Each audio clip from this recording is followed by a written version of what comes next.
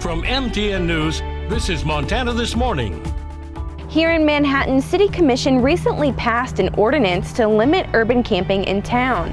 I'm Jolie Slee, and I'll tell you what that means for people who live here, and I'll give you a glimpse at how people are actually camping here in town legally within city limits. And warnings about a low water year are starting to crop up. Coming up, find out how Madison River guides are reacting to this low snow winter. And Montana is home to some of the most incredible music talent in the country. And our state seems to appeal to those with gifted minds. Coming up, learn how this former aerospace worker for NASA has a passion outside of the station. Alrighty, it is 6:30 on this Thursday morning. Jane McDonald and Matt Elwell with you. Every single day, I just have to point it out, it is getting brighter and brighter. It is a little bit longer goodness. every day, and the early morning temperatures not nearly as cold as we have seen. No. We do have some cold temperatures on the way, though, so some changes, some glimpses of winter still in there. Temperatures this morning, right now, 12 degrees in Butte, 27 in Belgrade, 24 in West Yellowstone. Dillon sitting at 22 to start the morning. Our temperatures should build pretty quickly with a fair amount of sunshine. We are going to see an isolated chance of some snow flakes in a few areas, but nothing that's going to be really troubling or change your day much. Temperatures topping out into the upper 30s and low 40s through the afternoon. We do have some warm temperatures for the weekend, but a shift in the weather pattern heading in next week. I'll talk more about that in just a few minutes. All right, thank you very much, Matt. Well, another town in Gallatin County is restricting urban camping. And MTN's Jolie Slee is in Manhattan with a look at their new ordinance and how people are legally camping within town limits. Driving around Manhattan, you don't see urban campers lining the streets like you do in certain areas in Bozeman. But what you do see are people camping here legally in the RV park. I've talked with people before and said, hey, if you need a place, come here. I've done that multiple times, and I've had people actually reach back out and called me, and they've come in. Tiffany Hansen is the manager of the Manhattan RV Park. So we have 31 sites and only 2 open spaces available.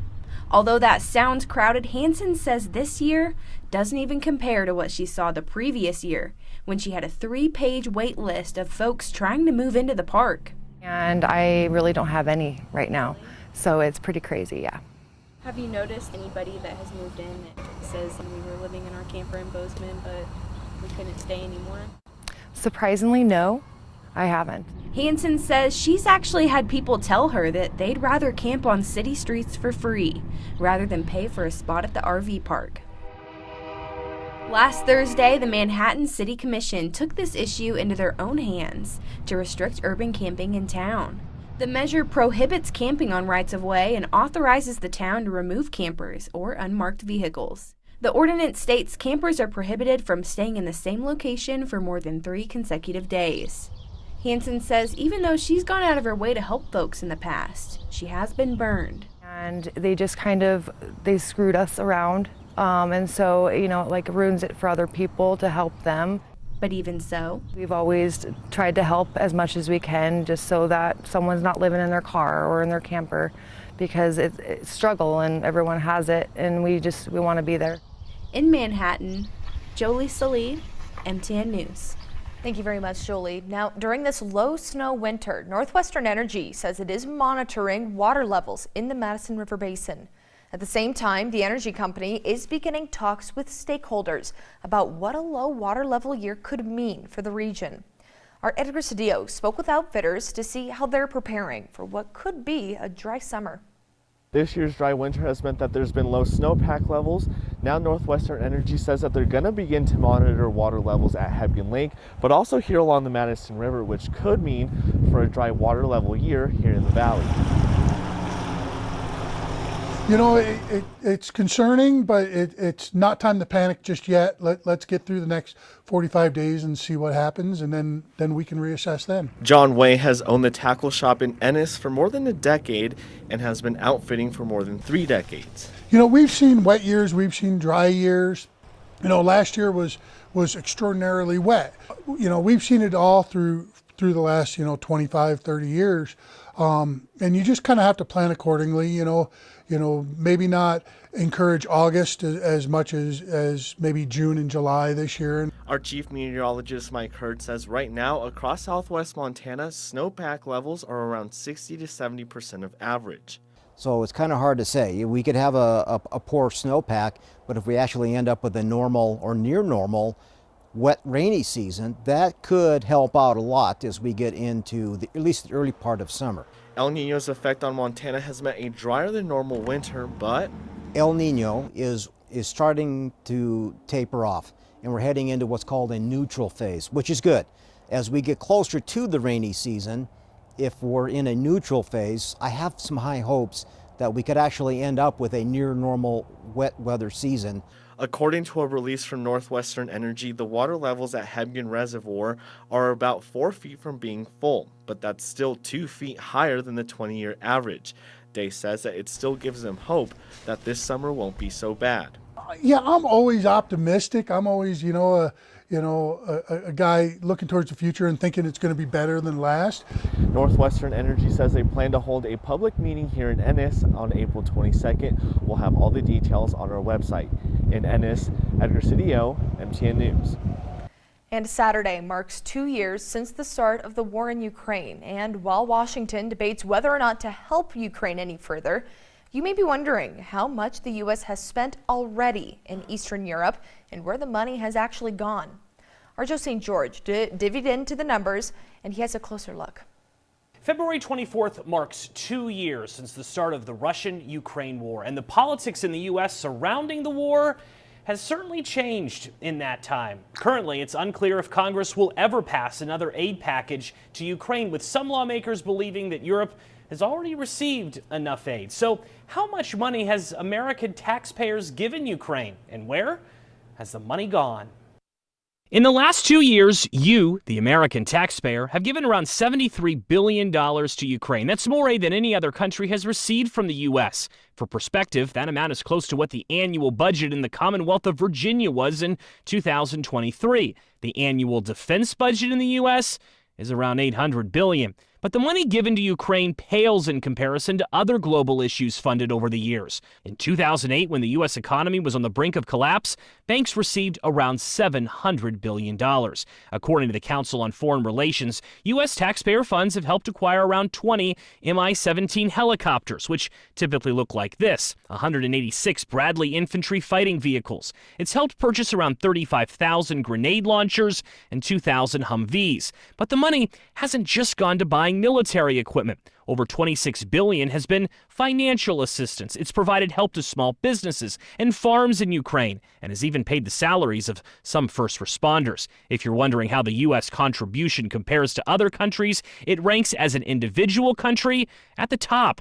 The European Union, though, a group of 27 nations, has given around $96 billion total. Germany, however, has only given around $24 billion. The United Kingdom, $17 billion. That disparity is why some conservatives in Congress are skeptical of giving Ukraine more, with some believing that Ukraine cannot win the war. One thing is clear: parts of the U.S. are benefiting from all of this Ukraine spending. This data, shared by the Department of Defense, shows how some of the money is being first spent in the U.S. on things like producing ammunition that ultimately goes to Europe. This week, Scripps News' Haley Bull sat down with the ambassador of Ukraine to the United States. Can Ukraine win this war without further support from the United States? Well, short answer is no. Joe St. George, Scripps News, Washington. Now a little bit closer to home, Montana is home to some of the most incredible music talent in the country. And our state seems to appeal to those with gifted minds. One man, however, is particularly gifted, having had a lifelong career with NASA, something he says shares a creative vein with his love of the trombone, which he plays with multiple local music groups. MTN's Marcus Kakova has the story. He was digging through his stuff, and I heard this coming out from like upstairs. It's like, what is that? And there he is with his trombone. I said, where'd you get that? If you've ever gotten in front of someone to say, look what I can do, you know it takes a certain gusto. Bravery is reflected, in my opinion, in that willingness to say, I think I've got this to where I can do it, and I'm going to try. I knew he played the trombone in high school. I thought at that point he'd just given it up. I was in the concert band and the orchestra and the pit orchestra. After my freshman year, I dropped my horn and focused on my studies. Steve Nunan, a Columbus, Montana resident, has got the gusto. Musicians are extremely gifted. It's hard to bring him down to like a level where he can relate to what normal people are thinking and doing. Steve isn't exactly your average musician. No, he's got a cosmic creativity that he's trekked across an almost unbelievable life. I got to show you this just because I'm proud of it. It says, Steve, it's been a pleasure working with you. Good luck in your aerospace career. Neil Armstrong. So I was a student of Neil Armstrong's. That's right, the Neil Armstrong. But Steve isn't merely a fan or student. He's a player in the Celestial Symphony. I got into NASA during my sophomore year. There's a fellow that he basically had asked me to invent the spreadsheet program. So they gave me challenging work. Space labs, star experiments, and collaborating on the International Space Station.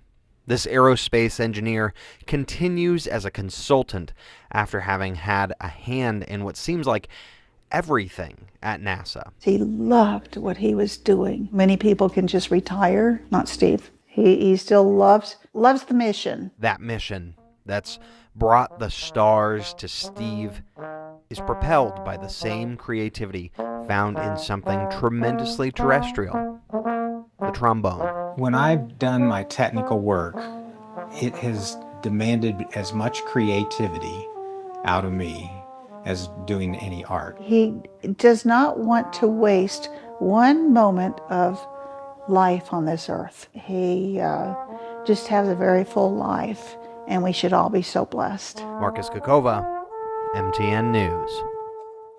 It is 6:41. We're going to take a short break here on Montana This Morning, but when we come back, well, if you're planning a trip for spring break, hopefully you can squeeze everything you need into your carry-on bag. When we come back, we're going to keep an eye on some of those baggage charges and how some airlines are increasing the